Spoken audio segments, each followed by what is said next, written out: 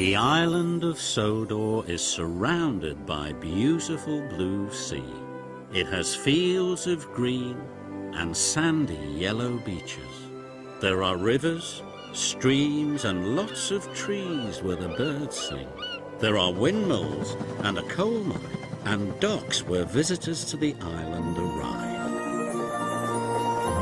The island also has lots and lots of railway lines. Who's that puffing down the track? It's Thomas. Hello, Thomas. Hello, everybody. Welcome to the island of Sodor.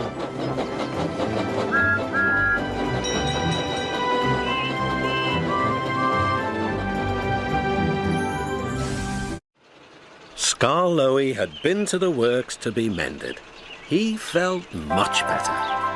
Rusty the Diesel was helping him off his truck. Skarloey hadn't met the little diesel before. Rusty seems a kindly sort of engine, he thought to himself. I help to mend a line and do odd jobs, explained Rusty. I hear everyone is looking forward to seeing you again. Come on.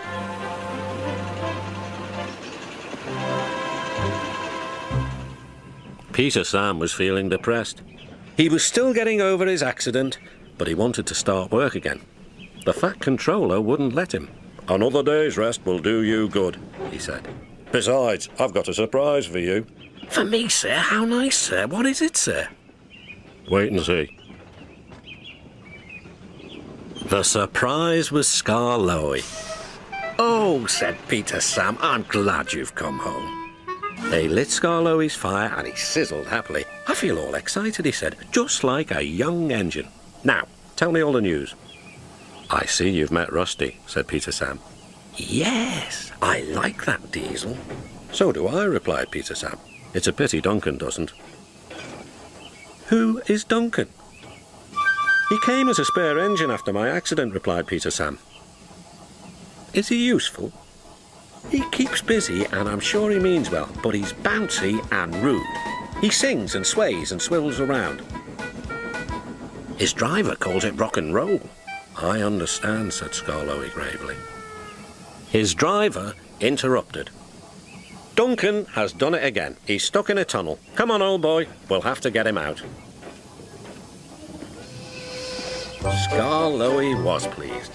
He wanted to run and looked forward to meeting Duncan. They found the guard's van and some workmen and hurried up the line. How nice and smooth the rails are, thought Skarloey. They've mended all the old bumps. The little diesel helped do that. What a difference Rusty's made to the line.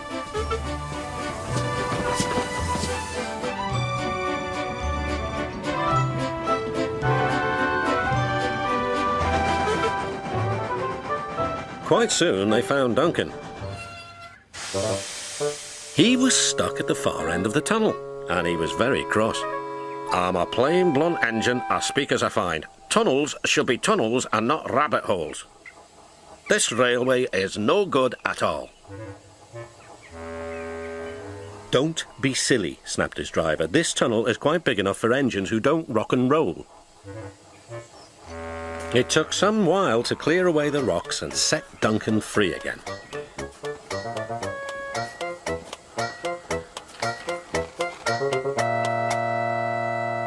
At last, Skarloey was able to push Duncan and his coaches safely through.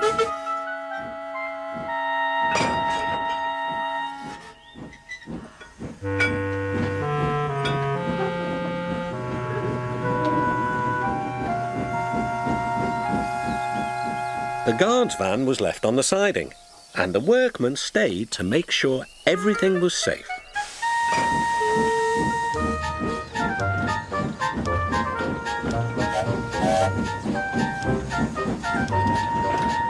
Duncan grumbled all the way home, but Skarloey paid no attention. Later, the Fat Controller spoke severely to Duncan.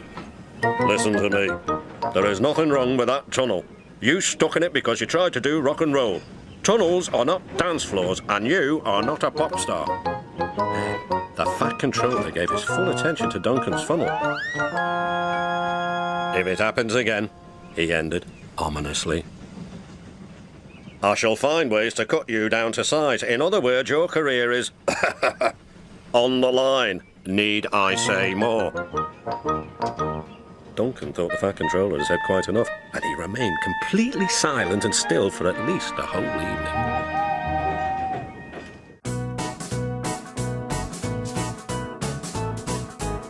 They're two, they're four, they're six, they're eight, shunting trucks and hauling freight, red and green and brown and blue.